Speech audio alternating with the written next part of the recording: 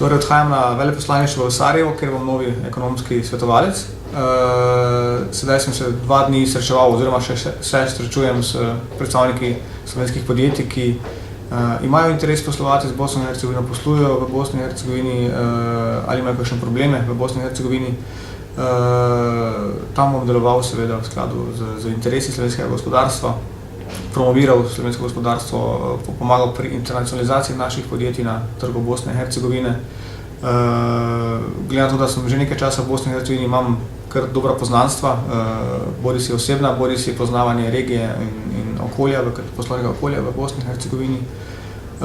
Tako da mislim, da bom lahko prispeval k poboljšanju sodelovanja gospodarskega in reševanju morebitnih problemov v gospodarstvu, bodisi soodnih kot problemov s gospodarskimi subjekti v Bosni in Hercegovini in tako dalje. Hvala.